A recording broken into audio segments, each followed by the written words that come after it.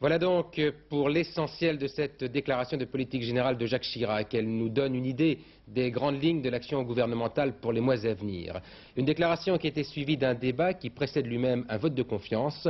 Tous les ténors devaient monter ce soir à la tribune. Alors sur l'ambiance au Palais Bourbon, voici le reportage de Daniel Brem et Jean-Louis Le Sen. Je pense qu'il vient tout juste de nous parvenir. L'honneur à nous tous sera de nous donner corps et âme à son service. Un discours qui sera applaudi bien sûr par toute la majorité, certains toutefois comme Raymond Barre restant assis à la fin de l'intervention du Premier ministre. Après Jacques Chirac, c'est au tour de Lionel Jospin de prendre la parole. Le premier secrétaire du Parti socialiste, rappelant que le président est toujours de gauche, a insisté sur le fait que la cohabitation ne doit pas être une période de crise. Cette situation de coexistence durera-t-elle jusqu'en 1988? Je n'en sais rien, mais je le souhaite. Le président fera son devoir vis-à-vis du pays, il l'a rappelé dans son message. Beaucoup dépendra de vous, monsieur le Premier ministre, puisque vous gouvernez. Le pays, naturellement, attend un chef de gouvernement. J'ai eu souvent l'impression d'entendre aujourd'hui un candidat.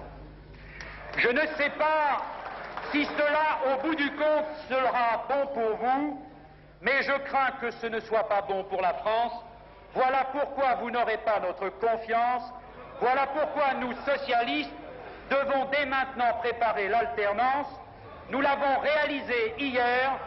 Vous en êtes les bénéficiaires aujourd'hui. Je suis convaincu que nous la réussirons demain. La parole est à Monsieur Giscard d'Estaing. L'ancien président critique sur certains points est allé à la rescousse de Jacques Chirac sur la question des ordonnances. L'idée d'une sélection faite par le président de la République entre les demandes de bonnes et de mauvaises ordonnances n'a aucun fondement constitutionnel. Nous ne devons pas accepter cette jurisprudence, même si le gouvernement a eu un premier réflexe de modération et de sagesse pour éviter le conflit.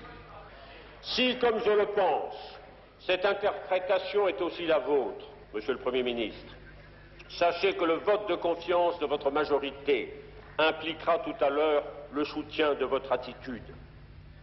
Vous disposerez de l'appui du Parlement pour définir, comme cela vous paraîtra nécessaire, le champ de compétences dévolu aux ordonnances. Et si l'une d'elles n'était pas promulguée, un vote du Parlement permettra de montrer que c'est la souveraineté populaire, exprimée ici, qui aura le dernier mot. La parole est à Monsieur Le Pen.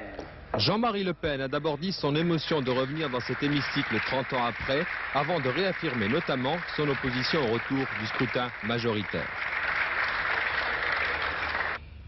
Encore une fois, et je l'ai fait sans me référer à un papier parce que je pensais qu'il s'agissait de vous exprimer un sentiment intime. La confiance, ça ne s'écrit pas et ça ne se décrit pas, ça se ressent. On a ou on n'a pas confiance. Monsieur le Premier ministre, je n'ai pas confiance. Un début de législature assez houleux. Jacques Chaban-Delmas est intervenu souvent avec diplomatie. Les prises de parole reprennent ce soir avec notamment les communistes et Pierre Messmer au nom du RPR.